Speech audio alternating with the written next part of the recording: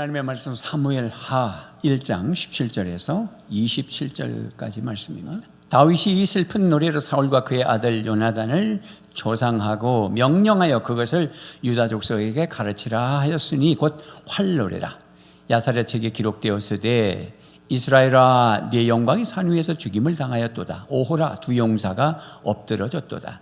이 일을 가드에도 알리지 말며 아스글론 거리에도 전파하지 말지어다. 블레셋 사람들의 딸들이 즐거워할까? 할례받지 못한 자의 딸들이 개가를 부를까? 염려로다. 길보아 산들아 너희 위에 이슬과 비가 내리지 아니하며 재물 낼 밭도 없을지어다. 거기서 두 용사의 방패가 버림받음이니라. 곧 사울의 방패가 기름 부음을 받지 아니함 같이 됨이로다. 죽은 자의 피에서 용사의 기름에서 요나단의 활이 뒤로 물러가지 아니하였으며 사울의 칼이 헛되이 돌아오지 아니하였도다. 사울과 요나단이 생전에 사랑스럽고 아름다운 자이러니 죽을 때에도 서로 떠나지 아니하였도다. 그들은 독수리보다 빠르고 사자보다 강하였도다. 이스라엘 딸들아 사울을 슬퍼하며 울지어다. 그가 붉은 옷으로 너희에게 화려하게 입혔고 금노리개를 너희 옷에 채웠도다. 오호라 두 용사가 전쟁 중에 엎드러졌도다. 요나단이 네 산 위에서 죽임을 당하였도다. 내 형 요나단이요 내가 그대를 애통함은 그대는 내게 심히 아름다움이라. 그대가 나를 사랑함이 기하여 여인의 사랑보다 더하였도다. 오호라 두 용사가 엎드러졌으며 싸우는 무기가 망하였도다 하였더라. 아멘. 할렐루야. 오늘 낮에도 또 거룩한 주의 하루가 여러분의 복된 날이 되기를 주의 이름으로 축원합니다. 잠깐 기도하겠습니다. 살아계신 하나님 아버지 감사합니다. 오늘도 복된 날 주셔서 주님의 존전 앞에 나와 예배하게 하신 은혜에 감사를 드립니다. 하나님 말씀을 전하는 자가 더 큰 죄인입니다. 부정한 종의 저는 가려 주옵시고 하나님 말씀만이 온전히 말씀될 수 있도록 인도하여 주시옵소서. 감사드리며 예수 이름으로 기도드립니다. 아멘. 오늘 우리는 맥추절 절기로 지키고 있습니다. 맥추절 여러분 잘 아시죠? 아마 신앙생활 오래 하신 분들은 이미 잘 알고 있는 절기이기도 하고요. 또 처음 하신 분들은 우리 출애굽기 23장 15절에서 16절 말씀 여러분 설교 요약지에 보면 나와 있습니다. 3대 절기 가운데 하나죠. 우리 한번 잠깐 읽어볼까요? 시작. 너는 무교병의 절기를 지키라. 내가 내게 명령한 대로 아비벌에 정한 때에 이래 동안 무교병을 먹을지니 이는 그 달에 내가 애굽에서 나왔음이라. 빈손으로 내 앞에 나오지 말지니라. 맥추절을 지키라. 이는 내가 수고하여 밭에 뿌린 것에 첫 열매를 거둠이니라. 수장절을 지키라. 이는 내가 수고하여 이룬 것을 연말에 밭에서부터 거두어 저장함이니라. 하나님께서 이스라엘 백성들을 애굽 땅에 건져내실 때에 이스트, 누룩이 들어가지 않는 빵을 구워서 먹고 급히 나오라고 명령하셨지요.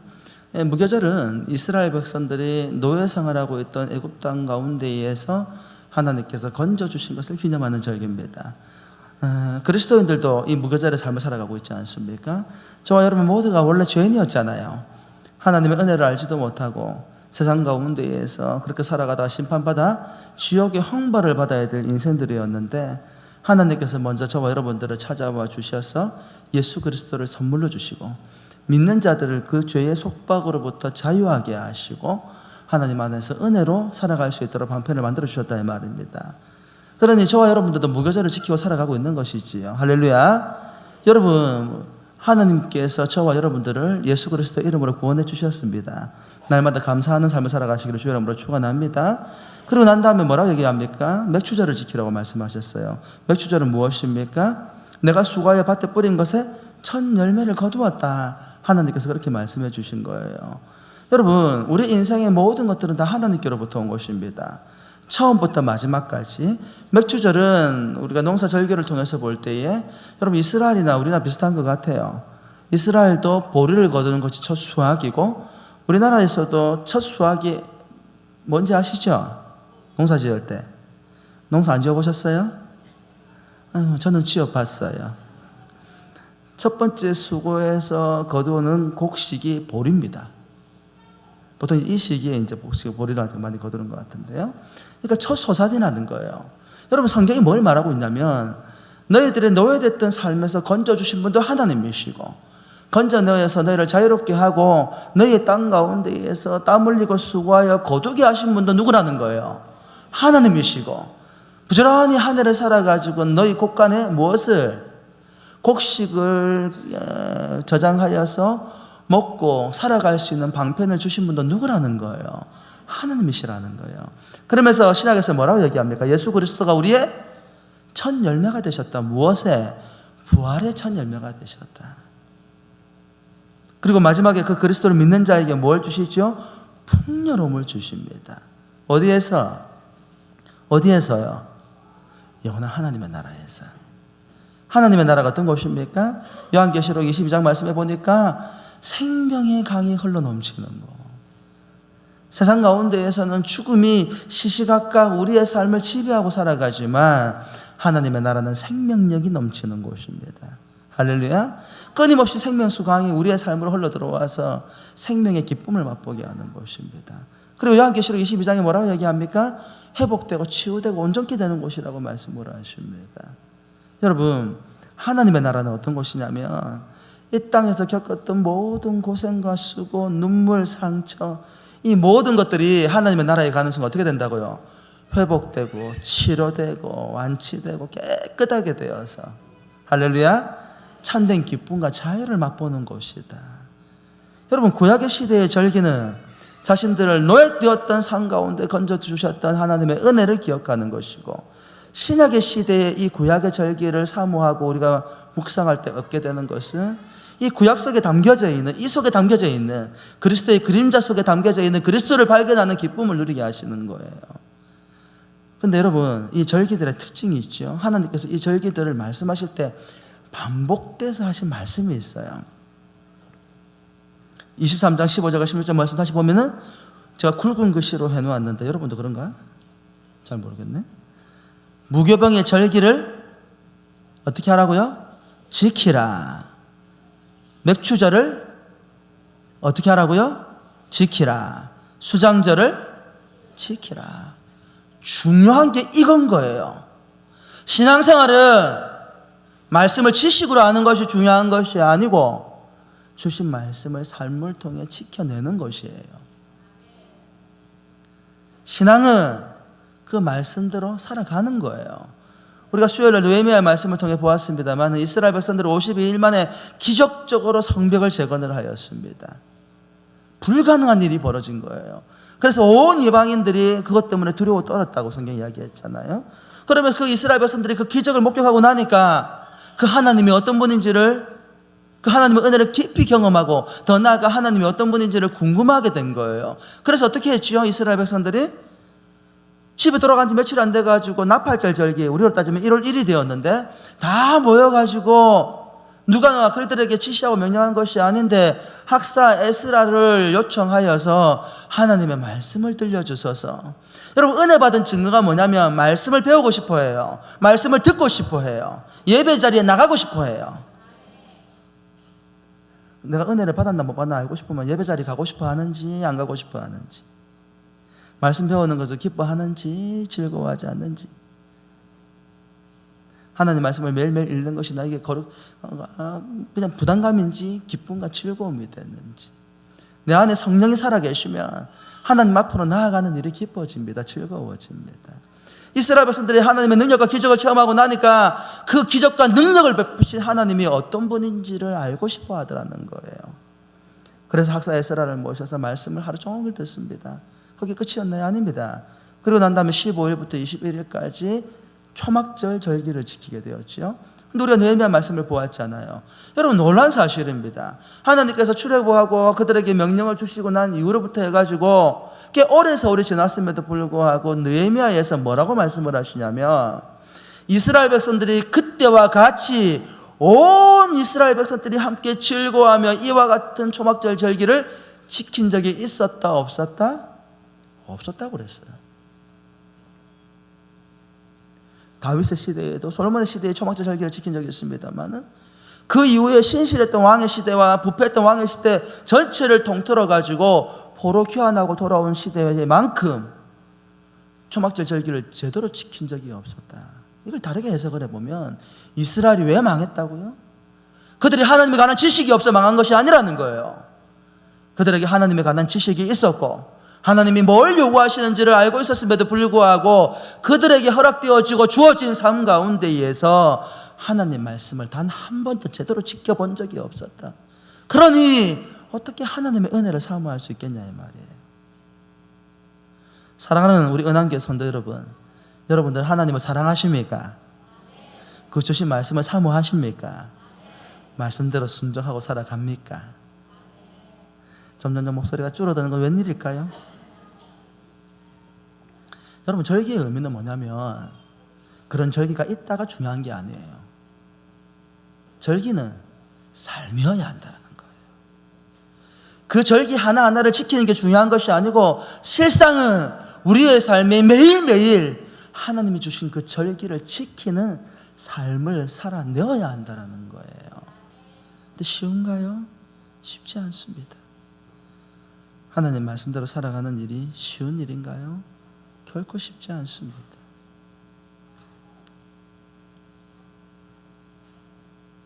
절기가 우리에게 주는 의미가 무엇입니까?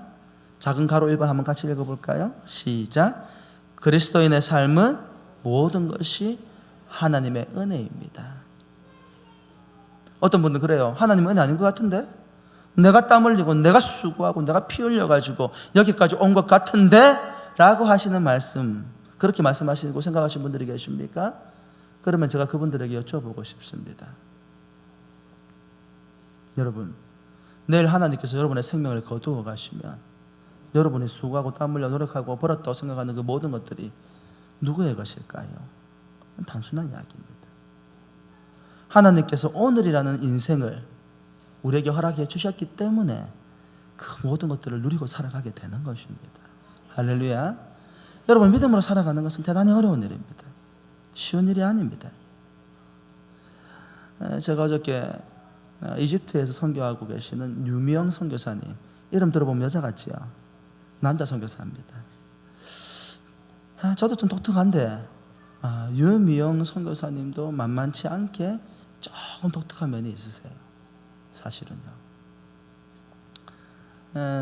제가 우리 교회 오기 전에 이제 청빙 받기 전에 설교하러 한 2번 정도 왔는데 그때 제 개인 간증 한 적을 아마 들으신 적이 있으실 거예요.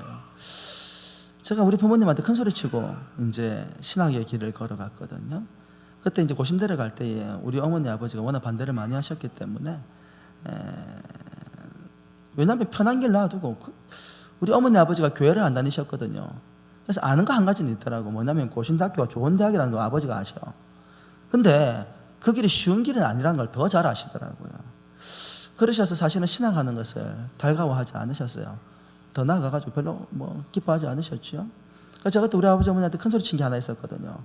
어머니 아버지 등록금만 대주시면 하나님 살아계심을 제가 보여드리겠습니다 라고 큰 소리 쳤단 말이에요. 큰 소리 치고 등록금 대주셔서 대학을 갔는데 살아계신 하나님을 보여주시기는커녕 그날부터 고생 시작이었어요. 일단 한 달 생활비를 받았는데 보름 만에 생활비가 딱 떨어진 거예요. 책 사고 뭐 사고 하니까 돈이 다 떨어져가지고 없어. 그러고 난 다음에 며칠 제가 굶었거든요. 제가 하나님 살아계신 걸 보여주겠다고 큰 소리 쳐놓고 제일 먼저 경험한 것이 배를 굽는 일이었습니다. 저는 어린 마음에 그런 이상적인 생각이 있었거든요. 어떤 생각이 있었냐면 내가 하나님을 믿으니까 하나님께서 나에게 필요한 것들을 다 공급해 주실 거야. 밥이고 물질이고 건강이고 하나님 믿으면 다 주실 줄 알았거든요. 웬걸요. 하나님이 안 주시더라고요. 언제까지? 따라합시다. 구할 때까지. 하나님은 그냥 주시는 게 아니고 하나님 살아계심을 보여주시기 위해서 우리가 하나님께 직접적으로 구할 때까지 인내하고 기다리게 하시더라고요. 저는요, 참 처음 시작이 출발이 어려웠던 것 같아요. 그러다가 하나님의 은혜 가운데에서 하나님께서 또 밥도 주시고 물질도 주셨어요. 생각보다도 넉넉하게 주셔가지고 그 당시 제가 한 학기 등록금 64만 원이었는데 한 달에 35만 원씩, 어떨 때는 80만 원씩 이렇게 벌게 하셔가지고 그러면서 제가 이제 개척교회를 3년 4년 정도 섬기게 되었는데 여러분, 저는요 사역을 하면서 기적을 맛보았어요. 2가지 기적을 맛보았습니다. 안 되는 기적도 맛보았고 되는 기적도 맛보았거든요. 안 되는 기적이 뭐냐? 개척교회를 섬기면서 제가 돈을 벌어가지고 사례받은 것도 아니거든요. 항상 저를 부를 때마다 교회가 어려우니 사례는 못 준다. 그래도 할래. 제가 꿈이 뭐였는지 아십니까? 전도사가 꿈이었거든요. 꿈이 이루어지는 마당에 돈이 무슨 필요가 있습니까? 그래가지고는 좋습니다 하고 갔는데 그게 가시밭길이더라고. 꿈은 가깝고 현실은 아주 멀더라고요. 남들은 꿈은 멀고 현실은 가깝다 했는데 저는 반대로 꿈은 상당히 가까웠어요. 대학교 1학년 1학기 때 제가 전도사가 되어서 섬기기 시작을 했으니까요. 근데 제가 그 3, 4년 동안에 기적을 보았잖아요. 무슨 기적을? 내 시간, 내 물질, 성경학교도요. 어떻게 했냐면 제가 아르바이트 해가지고 제가 또 섬기는 교회들이 다 주변에 큰 교회들이 많아서 꿀리고 싶은 마음이 또 없더라고. 성경학교 할 때 하단교회하고 그 위에 통합합동체 교회 있는데 선물 뭐 주나 성경학교 가가지고 쳐다보고 있다가 저것보다 조금 더 퀄리티 좋은 거. 그래가지고 그 당시에 기독교 백화점들이 얼마나 많았습니까? 1990년대니까. 그때 참 기독교 백화점 장로님들 권사님들 돈 많이 버셨거든요. 가가지고 이야기했어요. 저 어느 교회 전도사인데 물건 좀 주십시오. 근데 돈이 없으니까 1년에 나눠서 갚겠습니다. 여러분 주겠어요? 안 주겠어요? 왜 웃어요? 안 준다는 말이죠. 그때는요 묻지도 않았어요. 그럼 가져가세요. 뭐 필요한데요? 에? 뭘 믿고요 그러면? 전도사님이라며요. 가져가세요. 그때 그러셨어요. 그래가지고 필요한 거 다 들고 와가지고 여러분 성경학교하고 주족에도 필요한 거 제가 제 돈 제가 번 저는 항상 그랬습니다만은 저에게 주어지는 수익은 내 거 아니고 하나님 거다. 그래서 교회로 해서 헌신을 했는데 놀라운 게 뭔지 아십니까? 그렇게 목숨 걸고 열심히 했는데 단 한 명도 구원을 안 받네. 성장이라는 게 없는 거예요. 기적 아닙니까? 그 정도 열심히 하면 뭐 달라지는 게 있어야 될 거 아니에요. 숫자가 늘든지 아니면 제가 섬기는 아이들이 영적으로 성장해서 하나님의 은혜를 누리고 살아가든지. 근데 제가 알잖아요. 아니요 아무것도 없어. 저는요 개척교회 3, 4년을 섬기는 날들이 저한테 정말 힘들고 어려운 날들이었습니다. 꿈이 이루어지는 게 중요한 게 아니고 내가 하나님 궁극적으로 자기가 주시는 꿈은 전도사가 되는 게 꿈이 아니고 전도사가 되어서 영혼을 살리는 게 꿈이었더라고요. 근데 아무리 섬겨도 열매가 나타나지 않으니까 나중에는 얼마나 마음에 절망이 되는지요. 그래서 명장교로 옮길 때 하나님께 했던 기도 제목이 뭐냐면 하나님 만일 이번에도 섬기러 가서 열매가 나타나지 않으면 저 때려치웁니다. 돈은 얼마나 잘 벌어지든지 웃기죠. 전도사인데 사역에 열매 넣고 돈만 잘 벌어지더라고. 망해가는 편의점에 제가 가가지고 살려가지고요. 그래가지고 원래 35만 원이 알바비였는데 80만 원씩 받았다니까요. 그 당시에. 앞에서 인형가게 형이 뭐 밤 24시간 하는데 그 남포동이었으니까 거기에 자판 깔아놓고 밤에 들어갈 때 알바생 썼는데 심심하면 도망을 와버리니까 저한테 부탁을 와봤어. 자기는 하루 종일 팔아도 30만 원, 40만 원인데 저는 3시간, 4시간 벌면 120만 원, 130만 원 팔아가지고 딱 줬거든요. 그러니까 사람들이 저보고 도움하자고요. 왜 그렇게 안 보이세요? 그때 제가 그 길로 갔으면 전 여기 장로로 앉아있을 수도 있어요. 돈은 잘 벌어지는데 사역에 열매는 없어. 내가 전도사인지 사업가인지 구분도 안 돼. 하나님께 큰 소리 쳤죠. 만일에 이번에도 열매 없으면 그때 이상한 일이 벌어지네요. 그렇게 내 돈 내어가면서 목숨 걸고 했는데도 열매가 안 나타나더니 명장교로 더 갔는데 그때 유년부 이제 초등부 교회 건축을 해가지고 둘로 나눠가지고 제가 유년부 맡았는데 한 20, 30명 됐나요? 1년 만에 180명이 되대요. 놀라지 않을 줄 알았어요. 2년 만에 300명 가까이 되는 거예요. 숫자가. 이쯤 되니 놀라죠. 그죠? 그래서 주일학교 예배를 1부, 2부 예배로 드렸어요. 자, 그럼 제가 기뻐했을까요? 아니요. 기뻐하지 않았습니다. 아니, 개척교회 선교 때는 그렇게 열심히 해도 열매가 없더니 여기서 더 잘 섬긴 것도 아닌데 왜 이렇게 열매가 나타나는지. 그때가 제 나이가 대학교 4학년 때였습니다. 좀 놀라는 척이라도 좀 하시지. 신학생도 아니고 신도 다니는 학생도 아니고 강도사도 아니고 목사도 아닌데 학부생 4학년짜리 그런 일이 벌어지니까 와서 묻는 거예요. 저한테 어떻게 된 일이냐고. 뭘 알아야 답을 하지.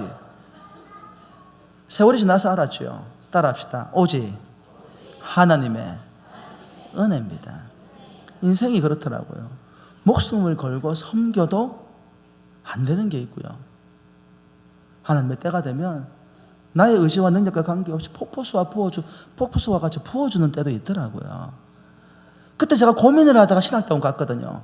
신동 가는 것보다 이 내용을 좀 더 잘 알고 싶어서 원래 교육대원 가고 싶었는데 분위기에 휩쓸려서 신동 갔다가 자퇴를 했는데 그때 만난 친구가 누구냐면 바로 이 유미영 선교사예요.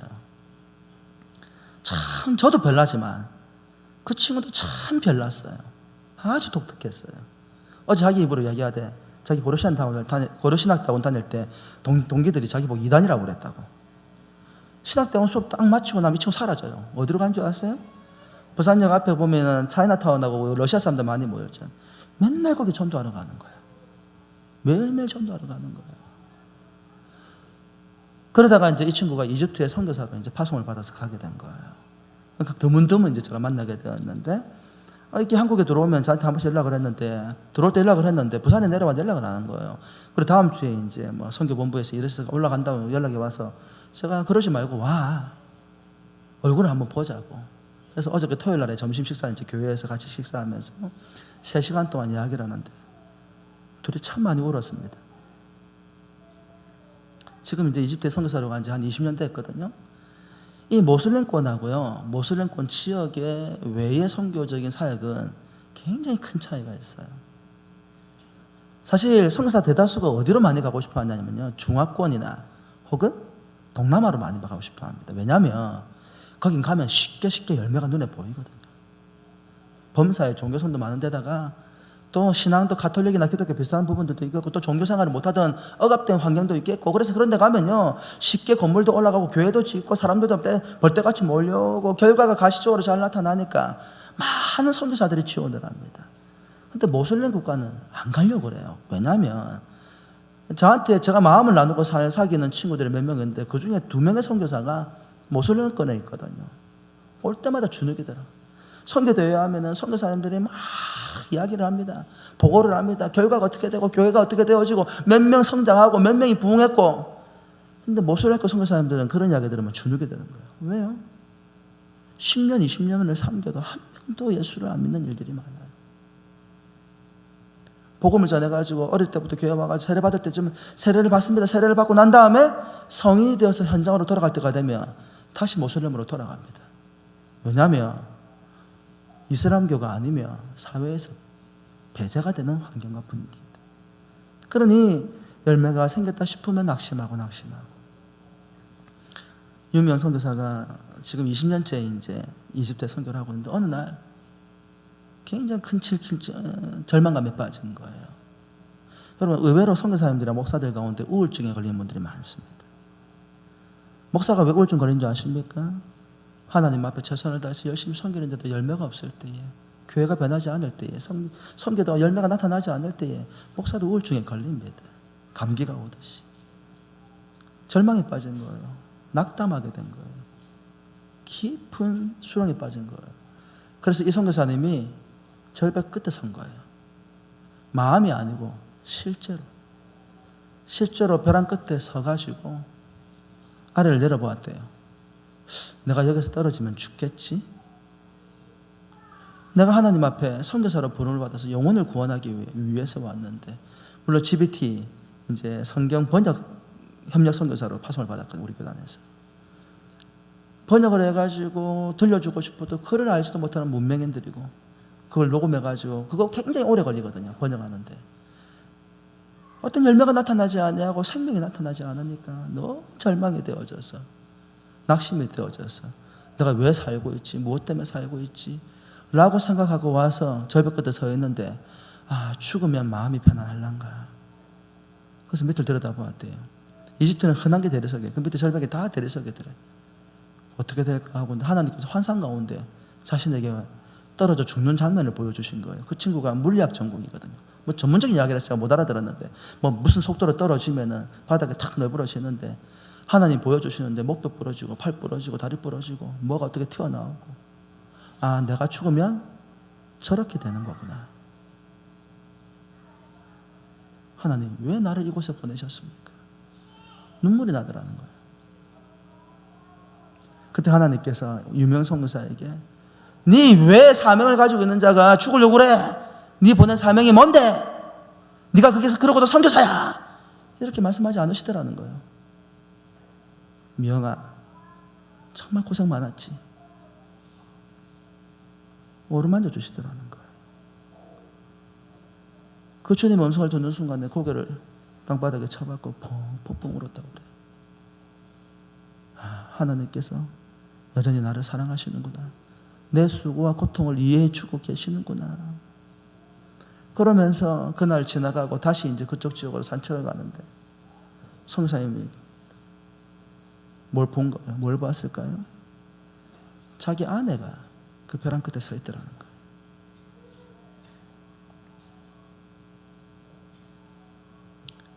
성사님이 아내 곁으로 가서 그 아내를 꼭 안아주고 사모님하고 둘이서 펑펑 울었다라는 거예요. 인생 살아가다 보면 정말 하나님이 기뻐하시는 내 인생, 하나님께 영광을 돌리고 싶어서 평생을 헌신했는데도 불구하고 왜 하나님께서 우리에게 열매를 주지 아니하시고 결과를 주지 아니하시는지 낙담이 될 때가 있습니다. 오늘 우리가 보고 있는 다윗이 그와 같은 삶을 살았습니다. 평생을 하나님께 헌신을 했잖아요. 여러분, 다윗이 왕이 되고 싶다고 하나님께 말한 적이 없었어요. 하나님께서 오직 하나님이 내 인생의 주인이신 줄 알고 신실하게 살아가는 그 다윗을 먼저 찾아와 주셨고 그에게 기름을 부어주셨어요. 다윗이 왕이 되고 싶다고 말한 게 아니에요. 신실했던 다윗이 하나님이 부어주신 그 기름 부음을 받는 순간에 눈을 들어보니까 현실은 어땠냐면 사울이라는 왕이 있었단 말이에요. 도대체 왜 나에게 기름을 부었는지 납득도 안 되고 이해도 안 되는 거예요. 그럼에도 불구하고 여러분 잘 보십시오. 다윗은 하나님께서 그에게 기름을 부어주셨기 때문에 왕이 되기 위해서 몸부림치며 살아간 게 아니에요. 하나님께서 왜 나에게 기름을 부어주셨는지 어떤 방식으로 내 삶을 이끌어가신지 전혀 이해 못했지만 하나님이 나에게 주신 사명이 있음을 어떻게 산 줄 아세요? 자신에게 주어진 그 하루하루를 최선을 다해 살아가는 거예요. 그 하루하루 최선을 살고 있는데 하나님을 모욕하는 골리앗을 만났고 하나님의 나라와 하나님을 모욕하는 그 골리앗에 달려가서 쓰러뜨렸고 그랬더니 온 이스라엘에 추앙받는 영웅이 되었습니다. 얼마나 좋았는지요. 전쟁터 가는 때마다 승승장구합니다. 여러분, 초신자들이 교회 오면 이래요. 하나님을 알지 못하다가 세상을 살아가다가 예수 믿으면 하나님이 나를 구원하신 것이 얼마나 감사한지요. 거기에다가 많은 사람들이 찾아와가지고 위로해주고 격려해주고. 그런데 무슨 일이 벌어지죠? 1년이 지나가고 2년이 지나가고 3년이 지나가면 위로받고 격려받기보다는 무슨 일이 벌어져요? 지적당하고 잔소리 듣고 왜 그렇게 살아가냐? 왜 봉사하지 않느냐? 그때 깨닫게 되는 거죠. 누구든지 나를 따르려거든 뭘 짊어지고? 자기 십자가를 짊어지고 따르란 말이 허언이 아니라는 걸 깨닫게 되는 거예요. 다윗이 그랬습니다. 하나님께서 기름 부어주셔서 최선을 다해 삶을 살았는데 하나님 앞에 범죄한 일이 있는 것도 아니고 잘못한 일이 없는데 어느 순간에 누가 사울이 쫓아와가지고 창을 날립니다. 칼을 날립니다. 그래서 도망다니기 시작을 합니다. 처음에는 한 달일 줄 알았습니다. 1년이면 끝날 줄 알았습니다.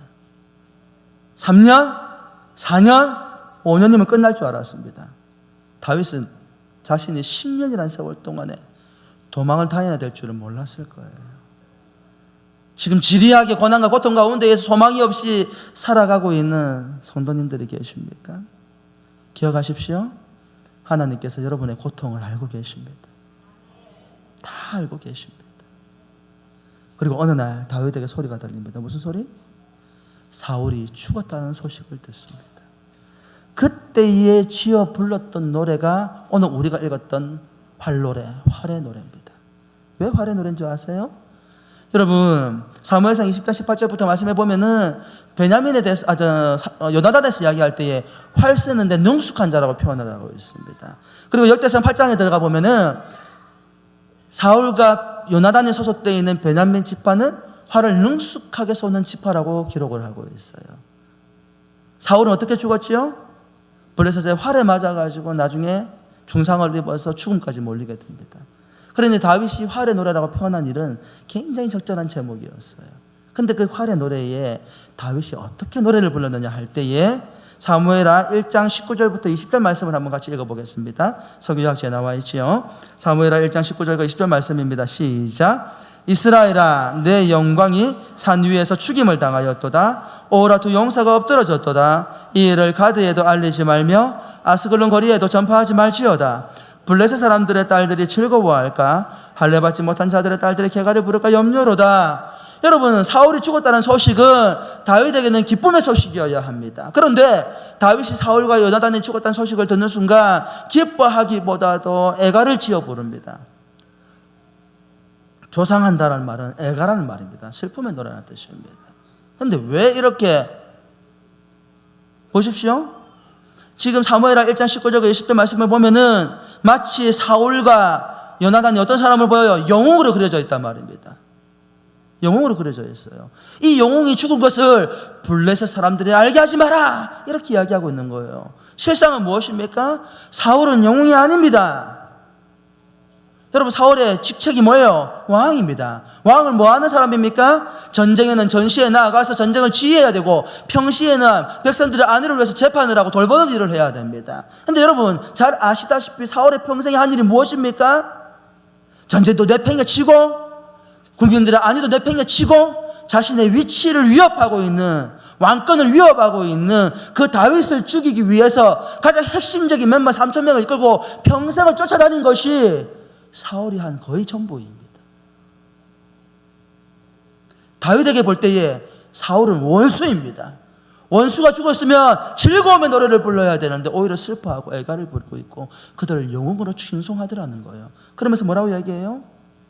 대적들에게 이 죽음의 소식이 널리 알려지지 않도록 하라, 그렇게 이야기합니다. 왜요? 이유가 무엇입니까? 여러분 질문해 볼까요? 사울이 왜 죽었습니까? 사울이 왜 죽었어요? 블레셋이 강대해서 그래서 사울이 전쟁에 져서 죽은 것입니까? 아닙니다. 여러분, 사울은 평생을 다윗을 죽이게 쫓아다녔지만 사울이 다윗을 죽이려고 하면 죽이려고 할수록 누가 빛이 나? 다윗이 빛나도록 하는 어둠이었다라는 거예요, 사실은. 하나님은 사울에게 쫓기는 다윗의 인생을 통하여서 다윗의 시선이 하나님께 고정되도록 하셨다, 이 말이에요.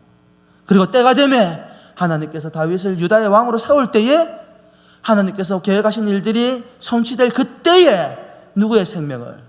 사울의 생명을 거두어 갔다라는 거예요. 그 상황 가운데에서 다윗은 하나님의 영광을 바라보았습니다. 이방인들이, 자신의 백성들이, 사울을, 특히 하나님 알지 못하는 이방인들이 사울의 죽임을 노래하면서 하나님과 자신의 나라를, 하나님의 통치하고 다스리는 이스라엘을 모욕할까 봐, 하나님의 영광이 가리워줄까 봐 알리지 마라.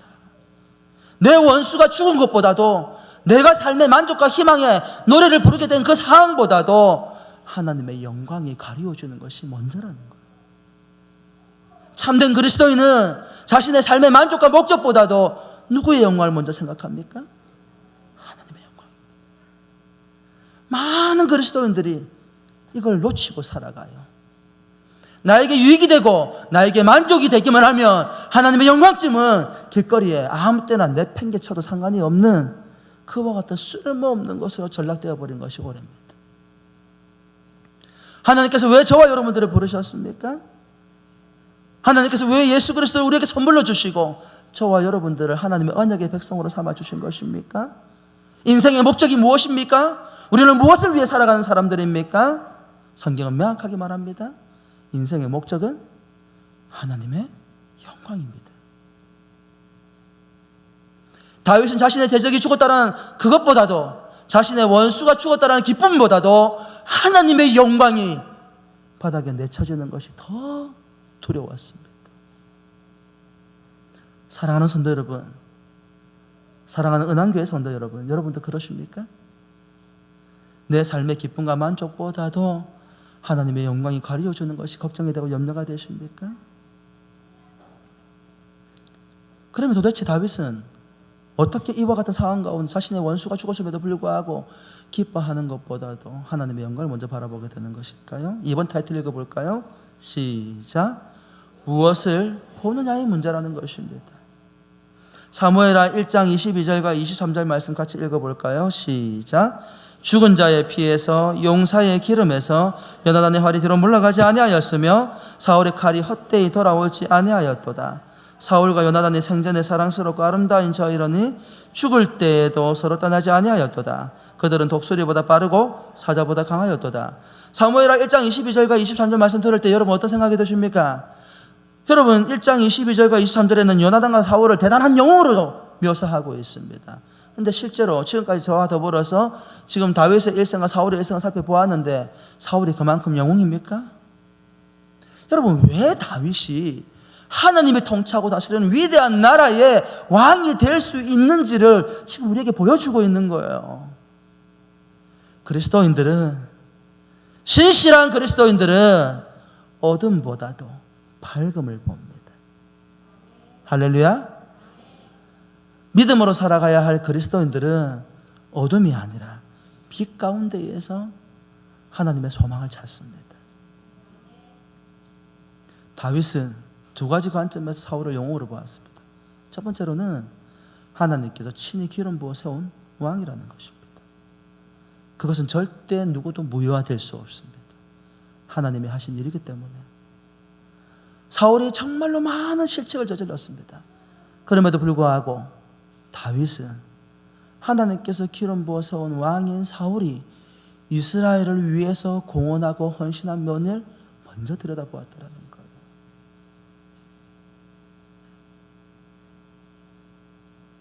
그럼 왜 다윗은 그런 밝은 면을 본 것일까요? 에베소서 2장 22절과 에베소서 4장 3절 함께 보실까요? 시작. 너희도 성령 안에서 하나님의 거하실 처소가 되기 위하여 그리스도 예수 안에서 함께 지어져 가느니라. 평안에 매는 줄로 성령이 하나 되게 하신 것을 힘써 지키라. 지금 다윗은 남유다, 유다 지파 중심으로 한 유다 지역의 왕으로 등극하게 됩니다. 그런데 하나님의 다윗을 향한 계획은 무엇입니까? 단지 유다 지파 하나의 왕이 아니라 온 이스라엘을 통치하고 다스려갈 왕으로 다윗에게 기름을 부었다라는 사실이에요. 여러분 다윗의 마음 가운데 뭐가 있는 거예요? 그 하나님의 계획이 있는 거예요. 비록 자기를 죽이려고 하고 자기를 원수처럼 대하는 사람들이라 할지라도 궁극적으로 하나님께서 하나 되게 하셔서 그를 통하여 하나님의 위대한 영광을 드러내기를 원하신다라는 거예요. 하나님께서 왜 저와 여러분들을 부르셨을까요? 에베소서에서 뭐라고 말씀하십니까? 너희도 성령 안에서 하나님이 거하실 처소가 되기 위하여 그리스도 예수 안에서 함께 지어져 가느니라. 저와 여러분들이 하나가 되어져 갈 때에 그 가운데 하나님께서 역사하시고 성령의 영역이 나타난다 이 말입니다. 여러분 교회가 나누어지는 것은 하나님의 뜻이 아니에요. 왜입니까? 이 교회를 하나 되게 하시고 은왕교회를 공동체를 하나 되게 하신 분이 누구이신데요? 에베소서 4장 3절에 누구와? 평안에 매는 줄로 누가? 살아계신 성령 하나님이 우리를 하나 되게 하셨으므로 어떻게 하라고요? 힘써 지키라. 하나 되게 하신 건 누구라고요? 하나님이시고 우리는 어떤 사명을 가지고 있다고요? 그것을 지켜야 될 사명을 가지고 있다고요. 놀랍게도 다윗은 그 하나님의 사명을 바라보았습니다. 자신을 죽이려고 하는 원수 사울은 어느 지파라고요? 베냐민 지파입니다. 베냐민 지파가 이스라엘의 전체를 장악하고 있습니다. 사울이 죽고 난 다음에 남아있던 사울의 아들 이스보셋을 꼭두가시로 세워서 아브넬이 이스라엘을 통치합니다. 이스라엘 백성들은 다윗을 대적으로 생각합니다. 하지만 다윗은 자신을 미워하고 싫어하는 그들까지도 하나님의 나라를 완성시켜 나가는 거룩한 통로로 보았다라는 거예요. 활의 노래는 무엇입니까? 하나됨에 하나님의 은혜를 바라보는 영적인 믿음이라는 것입니다. 다윗은 궁극적으로 하나가 되어야 된다는 것을 알았습니다.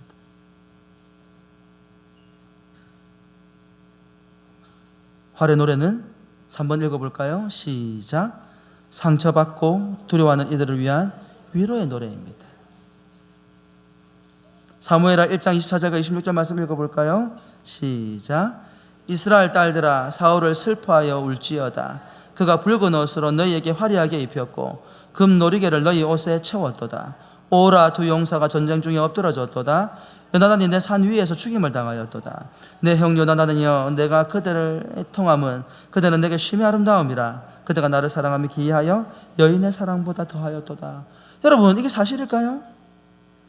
이스라엘 백성들은 사울이 백성들의 안위를 돌보지 아니하고 다윗을 죽이러 쫓아다니느라고 굉장히 고통스러웠습니다. 심지어는 왕노릇을 하면서 왕의 역할들을 하지 않으면서 백성들의 재산들을 착취하고 억압하고 들고 왔다 이 말입니다. 그런데 그런 면이 있기는 하였지만 그럼에도 불구하고 다윗은 이 활의 노래를 통해서 뭐라고 이야기합니까? 지금 너희가 이방인들에게 이만큼 안전하게 되어진 거, 너희가 화려한 옷을 입고 장식품들을 목에 걸고 다니면서 안전하게 되어진 게 누구 때문이냐? 하나님께서 기름을 부어 왕으로 세웠던 사울 때문이 아니냐? 다르게 뭐라고 얘기한 줄 아세요? 따라합시다. 은혜를 잊지 마라.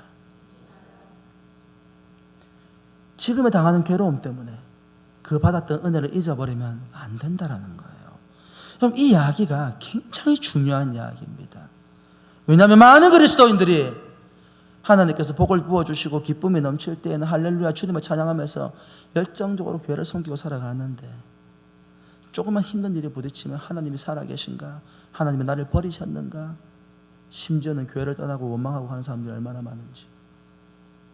왜 교회를 떠납니까? 고난 가운데에서도 살아계신 하나님을 바라보지 않기 때문입니다. 고난에도 하나님의 이유가 있습니다. 파도와 같이 몰아오는 고난이 우리의 삶에 몰려올 때 고난을 바라보면 그 고난에 우리의 삶이 매몰되어져 버립니다. 다윗이 고난 가운데에서 하나님을 바라보지 않냐고 현실을 바라볼 때에 낙담해서 블레셋에 망명하지 않았습니까? 그러나 그가 하나님을 다시 바라볼 때에 그는 다시 하나님 앞으로 나와서 어떤 풍랑과 바람이 일어나도 그 고난을 견딜 수 있는 힘이 생기더라는 것입니다. 그 힘을 누가 주십니까? 하나님께서 주신다라는 거예요. 이스라엘들아, 너희가 비록 지금 이와 같이 어려운 상황을 당하기는 하였지만은, 사울이 때로는 너희들을 힘들게 하였지만은 기억해라.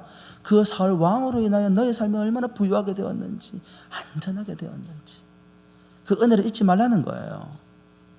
힘들고 어려울 때에 우리를 구원하시고 역사하시며 이끌어가시고 통치하셨던 그 하나님을 바라보면 여러분 그 고난은 반드시 끝이 납니다. 그러나 현실을 바라보면 현실에 우리의 삶이 매몰되어져 버렸다 이 말이에요.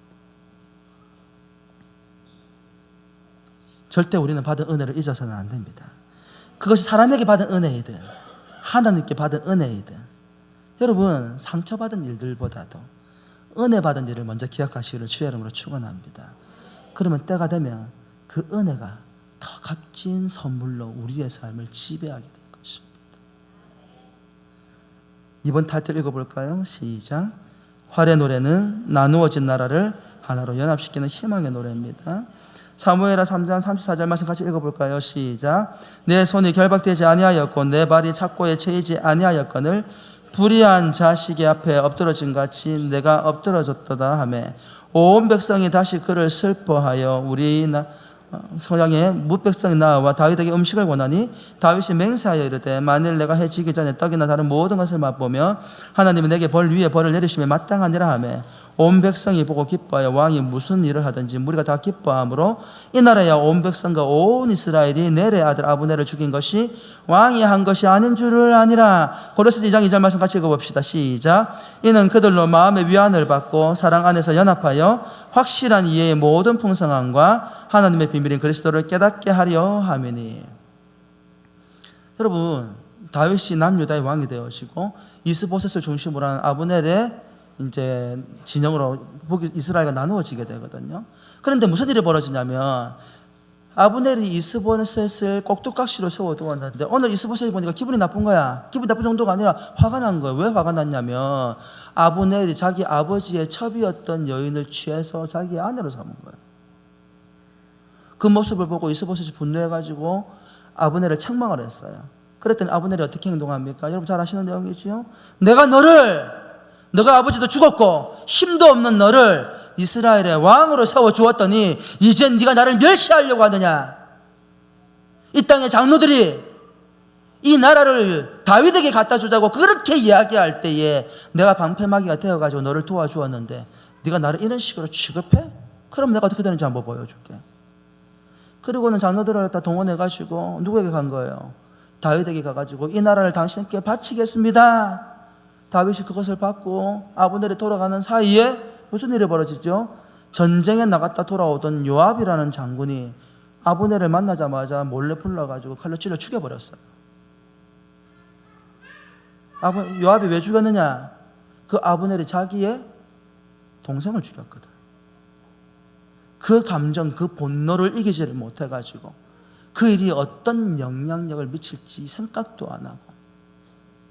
근데 그 사건으로 말미암아서 뒤에 있는 내용을 쭉 읽어보면 여러분, 온 이스라엘이 두려워했어요. 왜 두려워했을까요? 다윗이 핍박을 당할 때에, 다윗이 고난을 당할 때에, 사울이 죽이려고 쫓아다닐 때에 누구도 자신의 왕을 말린 사람이 없었어요. 다윗이 기름 부음을 받은 왕이었다는 것을, 왕이 될 사람이라는 것을 알고도 누구도 다윗의 편사로 된 사람이 없었다라는 거예요. 사울을 경험했던 이스라엘 백성들은 다윗도 언젠가는 우리를 저런 식으로 핍박하거나 우리를 죽이거나 우리를 억압할 수 있겠다 라고 생각하고 있었단 말이에요. 근데 다윗이 아무런 행동도 하지 않거든요. 근데 아브넬이 죽었다는 소식이 들린 거예요. 다윗이 우리를 죽이려고 하는 모양이다. 그때에 다윗이 활의 노래를 지어 부른 것처럼 아브넬을 위한 노래를 지어 불러줍니다. 걱정하지 마라. 염려하지 마라. 이 일은 내가 한 일이 아니다. 그 아브넬을 위해 지은 노래를 듣는 순간 이스라엘 백성들이 한 거예요. 다윗이 한 일이 아니구나. 다윗은 악한 왕이 아니구나. 다윗은 다른 종류의 사람이구나. 하나님의 사람이구나. 여러분, 활의 노래는 무엇을 의미하는 줄 아십니까? 원수를 위로하는 노래입니다. 두려워하는 이들에게 위로하는 노래입니다. 신앙이 무엇입니까? 여러분, 원수를 원수로 갚는 자에게 하나님이 뭐라고 말씀하셨습니까? 화가 있을지어다. 네 원수가 길을 지나가다가 짐이 너무 무거워가지고 짐을 떨어뜨리거든. 주님께서 뭐라고 말씀하셨습니까? 잠언 말씀에 원수의 짐을 들어서 올려주라고 말씀해 주셨습니다. 그리스도인은 사랑과 평화와 은혜의 노래를 선포하는 하나님의 구원의 통로입니다. 할렐루야. 그리스도인은 원수도 사랑합니다. 삶을 살아가다 보면 힘든 일들이 많이 있지요. 교회 안에서 관계가 틀어지는 경우도 있고요. 가정 안에서 관계가 틀어지는 경우도 있고요. 직장 상사와 관계에서 틀어지는 일들도 있고요. 인간으로 말미암아 당하는 고난들이 얼마나 많은지 모릅니다. 근데 사랑하는 성도 여러분, 우리 은한교회 성도 여러분, 활의 노래가 여러분의 노래가 되기를 주의 이름으로 축원합니다. 여러분, 왜 다윗이 이스라엘의 위대한 왕이 될 수 있었을까요? 그는 원수조차도 사랑하는 사람이었습니다. 그는 자신의 개인적인 감정보다도 하나님의 영광이 그 인생의 목적이 되는 사람이었다라는 거예요. 이 시대 많은 그리스도인들이 하나님께 기도하고 간구하고 많은 것들을 하나님께 바라고 갈망하지만 왜 누리고 살아가지 못하는 것입니까? 고난과 고통 가운데에서도 주님을 바라보지 아니하고 현실과 타협하거나 현실에 매몰되어서 낙심하기 때문입니다. 그러나 고난과 고통 가운데에서도 밀려오는 파도의 현실에 넘어지지 아니하고 주님을 끝까지 바라보면 하나님께서 때가 되매 다윗에게 약속하신 것들을 성취하듯이 여러분의 인생에 약속하는 모든 것들이 성취되는 그와 같은 은혜가 넘치게 될 것입니다. 사랑하는 성도 여러분, 하나님을 바라보십시오. 아무것도 두려워하지 마시고 아무것도 염려하지 마시고 주님을 바라보시기를 주의 이름으로 축원합니다. 두려워하지 말라. 내가 너와 함께함이니라. 놀라지 마라. 내가 너의 하나님이 됨이니라. 할렐루야. 고난과 고통 가운데에서도 세상에 매몰되지 아니하고 주님을 바라봄으로 고난과 고통을 이기고 승리하는 삶을 살아가는 하나님의 약속이 여러분 삶 가운데 성취되는 놀라운 역사가 일어날 수 있기를 주의 이름으로 축원합니다. 기도하겠습니다.